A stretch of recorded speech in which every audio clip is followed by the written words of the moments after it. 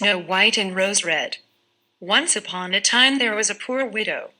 In front of her small cottage there were two rose trees, one of them flowered in white and the other in red.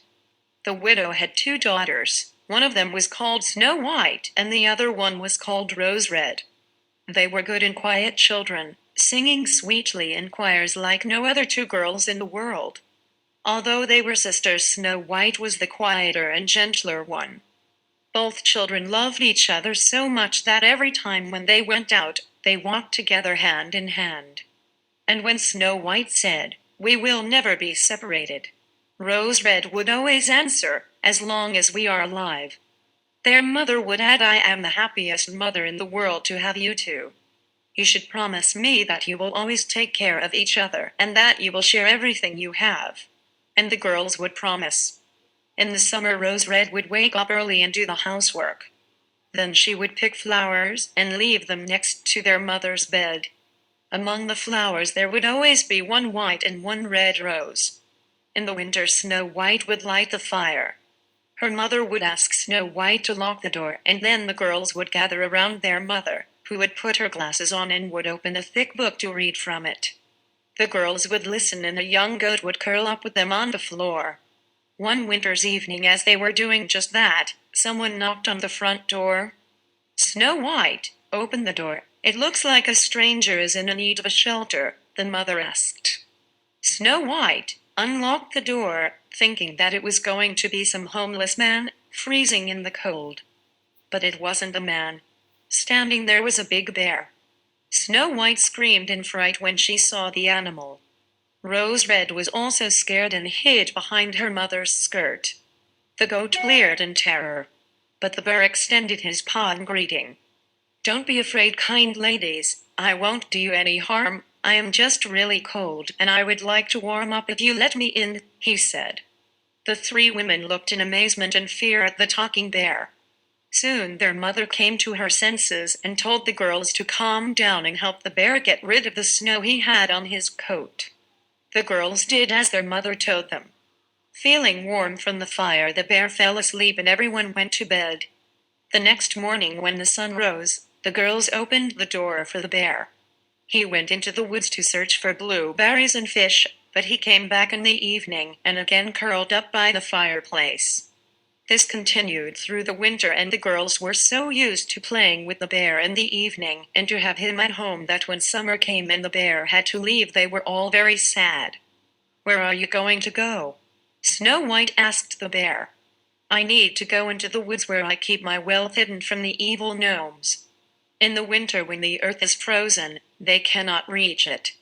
But in the summer, when the ground softens, they dig all over in a search of treasure. Once they get treasure, they hardly ever give it back," the bear replied. Snow White was really sad that bear was leaving. They hugged and bade each other farewell. Just as the bear was leaving the house, his skin got caught on the door handle, and it appeared to Snow White that gold shone under the bear's skin, but she wasn't sure. The bear ran out and soon Snow White lost him among the trees. One day, the mother sent the girls into the wood to gather firewood. As they were walking, they came across a big tree, which had fallen down across the path. On the tree there was a little man with a long beard, which was stuck under the tree. The gnome was jumping around the crack, trying to pull out his beard, but with no success. When he saw the girls, he turned his aged, wrinkled face in their direction. His eyes were red and it seemed that they would soon pop out. "What are you two staring at? Can't you come over and help? How did you end up like that?" asked Rose Red. "You curious thing. I was trying to gather some sticks in order to light a fire and cook a meal. Now stop asking stupid questions and quit that grinning. It's terrible," the dwarf snapped. The girls tried to pull, then push, then to somehow roll the big tree, but it was too heavy for them, so they offered to go and get help. "Ha! Is that the best you could think of? Who needs more people here? You two are more than enough anyway," the dwarf groaned.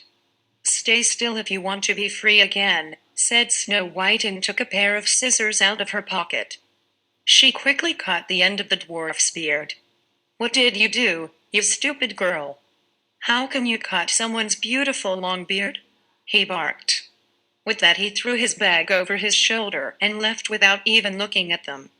One day the girls decided to go out to the river to catch some fish for dinner. When they approached the river they noticed something which resembled a big grasshopper, jumping around the water as if it was ready to jump in it. They ran towards it and found the same dwarf trying to pull out his beard from a big fish's mouth, but the fish was stronger. The girls grabbed him under the shoulders and tried to pull him, but the fish just wouldn't let the beard go. Snow White had no choice. She took out her scissors and cut off a small part of the dwarf's beard. "What is that? You frogs! How dare you bring shame on my face? My brothers will laugh at me now." Having said that, the dwarf took his bag, which was full with gems, and left without saying a word. Not long afterwards, Snow White and Rose Red were on the way to the nearest town to buy some needles and thread. As they were passing a meadow, they noticed a huge bird in the sky. The bird was flying low and passed close over their heads. The bird perched behind a big rock, and at that moment someone there squeaked. When it took off again, the girls saw the same old dwarf in the bird's claws. They ran just in time to catch the dwarf by the feet. The bird pulled up and they pulled down, and the dwarf was yelling in the middle, "How can you be so rude? Don't stretch my clothes, you stupid girls." When the bird finally gave up, the gnome thudded onto the ground. The girls, who were already used to his rude manners, continued on their way to the town. The dwarf took a bag full of gems and sneaked into his cave. On their way back they came across the dwarf again. He had laid out his jewels on the ground, thinking that no one would see him. The girls approached. "What are you looking at?" he yelled at them. His face went all red in anger, and he would have continued to yell at them if it hadn't been that all of a sudden they saw a bear running towards them. The dwarf ran towards his cave, but the bear was faster than him. The dwarf was terrified. He started begging, "Please, don't eat me. Here, take these lovely gems and spare my life." "Why would you eat me? I am so little. Look at those horrible girls over there. Eat them instead." The bear wasn't listening to him. With one swipe he knocked the dwarf over. The girls ran away, but the bear followed them. "Snow White, Rose Red, don't be afraid. Stop running. I'm coming with you," he said. The two girls recognized the voice and stopped to wait for their friend. As he was approaching them, his bear skin fell off and a young man stood before them. He was dressed in gold. "I am a prince," he said and smiled. "That evil dwarf had bewitched me and stolen my treasure. Now that he is dead, the spell has been broken and I am a human again. And it's all thanks to you." Snow White married the prince, and Rose Red, his brother. They split the dwarf's treasure evenly, and their mother moved to the castle with them. She took the rose trees with her and planted them under her window. Every year they flowered with exquisitely fragrant red and white roses.